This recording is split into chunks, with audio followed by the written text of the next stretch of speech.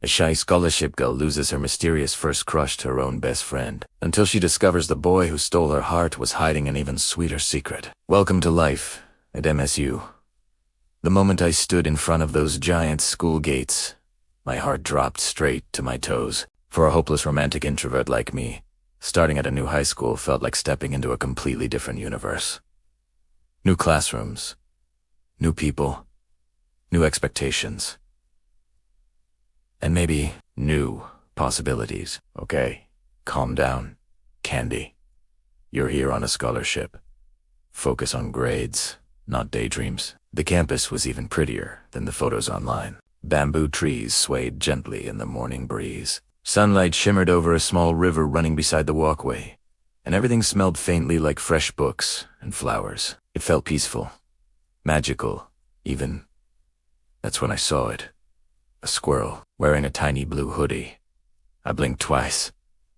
Was I hallucinating already? I stared for maybe 2 seconds. 2 seconds too long. When I looked back up, my entire tour group had vanished. Wait, where did everyone go? I spun in a circle, panic rising in my chest. First day and I was already lost. Amazing start, Candy. Truly iconic. I was this close to having a mini breakdown when a smooth voice spoke behind me. Need some help. You look a little lost. I turned around, and time stopped. Standing there was the most beautiful boy I had ever seen in real life. Not movie star handsome. Not influencer handsome. Just effortlessly, unfairly handsome. Soft brown hair, calm eyes, and a smile that could probably solve world peace. My brain shut down. My knees almost did too. The world tilted for a second, and before I could embarrass myself by fainting on the pavement, he reached out and steadied me. Whoa, are you okay? His hand was warm against my arm. My heart was not okay. I'm fine, I stammered. I just lost my group. We were going to the auditorium for orientation and primer kind of lost them. Wow. Smooth. Truly smooth. He smiled, and I swear the sunlight got brighter just to frame him better. You're not far from it. I can walk you there. You really don't have to, I insist. And just like that, I was walking beside him, trying not to trip over my own feet. My mind was racing with ridiculous thoughts. Is this fate? Are we going to laugh about this? At our future wedding? Stop it, Candy. You don't even know his name. We reached the auditorium way too fast.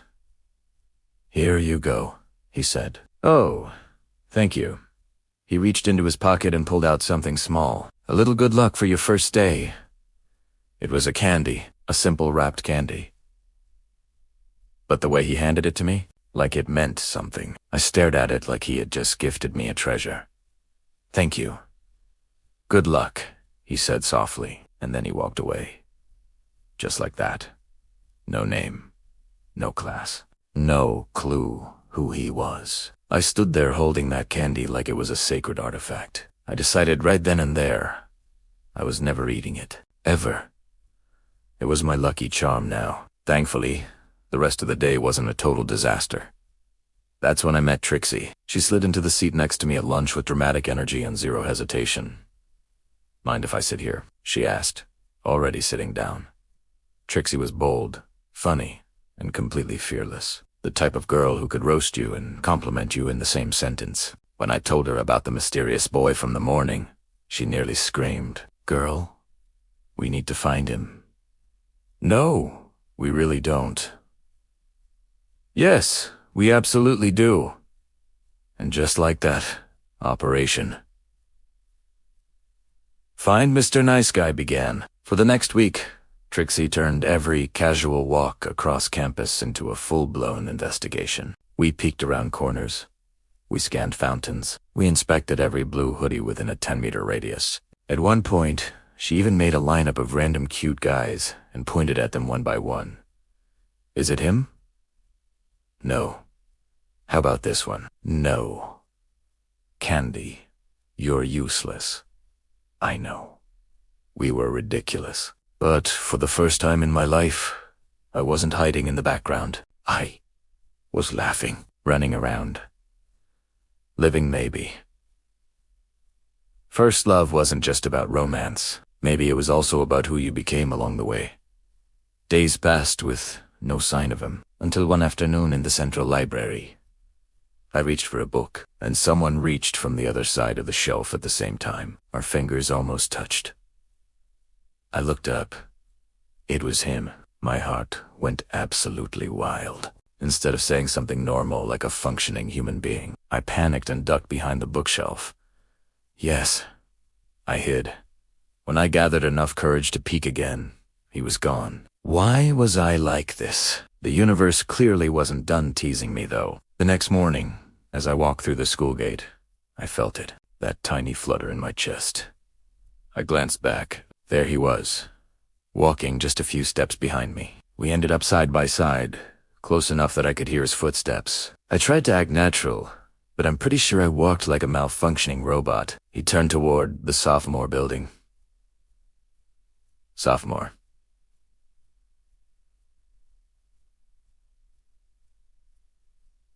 Information secured. Later that week, I finally managed to get a picture of him in the background of a fake selfie during lunch. Trixie, look, I whispered excitedly. Her eyes widened, then her expression changed. Oh, good for you, she said quietly. Something felt off. That night, her replies to my messages were short. The next day, she didn't come to school. Then I found out she was in the hospital. Worried, I rushed there after class. I hurried down the hallway, heart pounding, rehearsing what I'd say. But just as I reached her room, the door opened slightly, and I saw him, Mr. Nice Guy, sitting beside her bed, holding her hand, smiling gently as he adjusted her blanket. My breath caught. The candy in my pocket suddenly felt heavy. So this whole time, were we crushing on the same person? My heart cracked quietly in my chest. I stepped back before anyone noticed me, and ran. To be continued. I didn't reply to Trixie's messages all weekend. Every time my phone buzzed, my heart twisted. I kept replaying that image in my mind. Him sitting beside her hospital bed, looking so gentle, so caring. The way he leaned closer when she spoke, the way he smiled, of course, as said like someone like him, and of course he'd like someone like her. Trixie was confident, bold, effortlessly beautiful. But he made a scholarship kid who almost fainted on the first day of school. By Sunday night, I had fully convinced myself that my tiny love story was over before it even started. Monday morning, I reached school earlier than usual. I needed air. I needed time to prepare myself to act normal. Hello, Candy! Candy to earth. I blinked. Trixie was standing right in front of me, hands on her hips, looking perfectly alive and dramatically healthy. Trixie, you're back. How are you feeling? All better. I tend to get sick. It doesn't match my strong, villain-era personality. I know. Relief washed over me, but so did the awkwardness.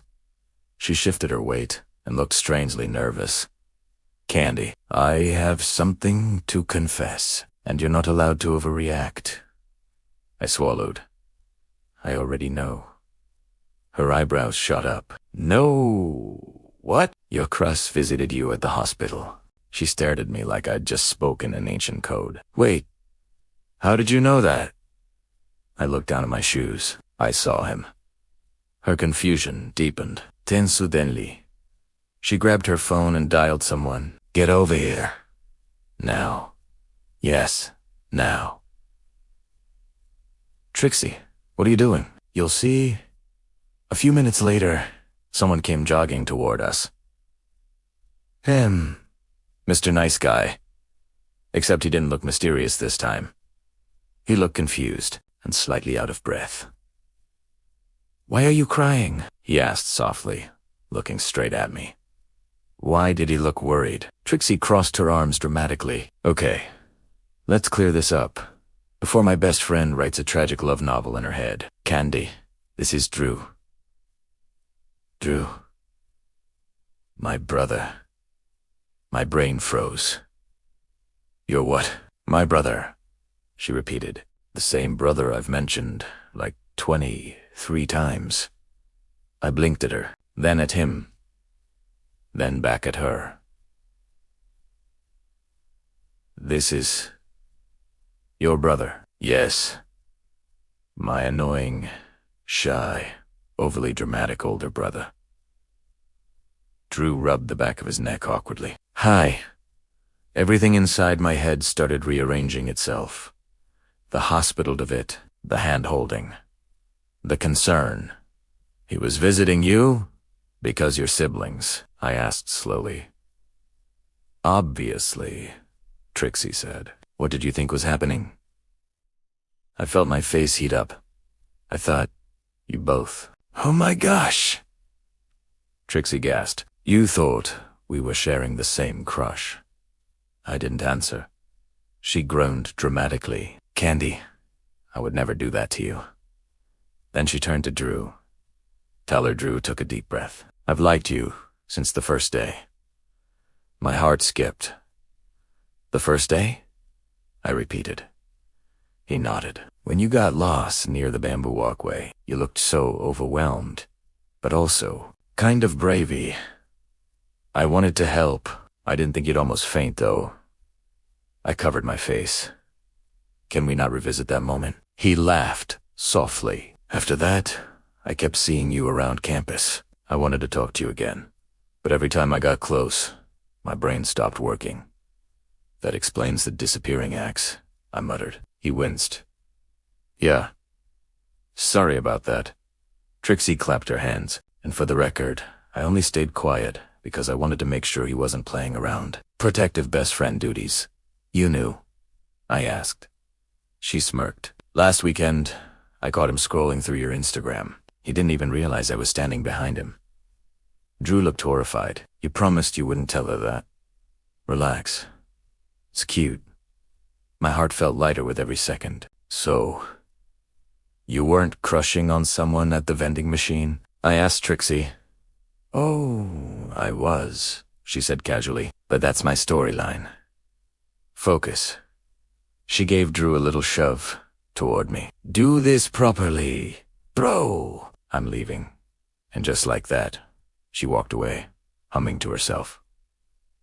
Silence settled between us. The river beside campus flowed gently, sunlight reflecting on the surface. For the first time, it didn't feel intimidating. It felt calm. I'm really sorry if I made things confusing, Drew said. I should have talked to you instead of running away, I admitted.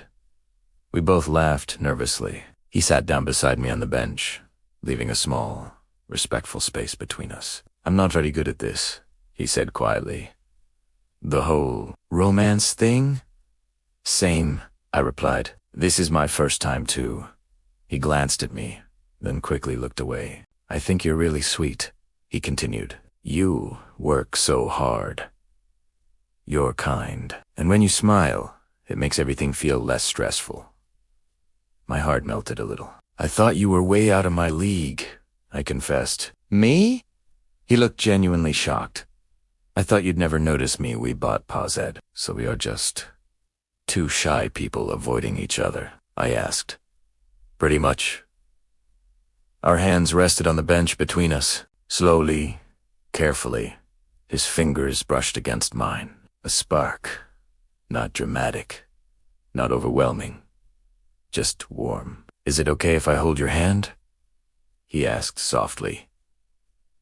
I nodded. His hand closed around mine gently, like he was afraid I might disappear. You still have the candy I gave you? He asked. I smiled and pulled it from my wallet. I was never going to eat it. His eyes widened. You kept it this whole time. It was my lucky charm. He laughed and reached into his pocket. Then maybe we should make a new one. He unwrapped another candy and broke it in half, offering me a piece. We both tasted it at the same time. Sweet, simple, real. There's this cafe in town, he said carefully. It has the best strawberry cake. I was wondering, would you maybe want to go with me this weekend? My heart fluttered again, but this time, it wasn't scary. It felt History. I'd like that. His smile was brighter than I remembered. Okay, he said. First official date. First official date, I repeated. For a moment, everything felt perfectly aligned. The misunderstanding cleared. The friendship stronger. The feelings honest. Maybe love wasn't about dramatic gestures. Maybe it was about courage. About speaking up. About not running away. As we stood up to head back to class, my phone buzzed in my pocket. I glanced at the screen. Unknown number. A single message. Be careful who you trust. My stomach dropped. Drew noticed my expression. What's wrong? I looked at him, then back at the message. Don't know. The sweet taste of candy suddenly felt a little less certain, and for the first time, I wondered, was our story really that simple? To be continued.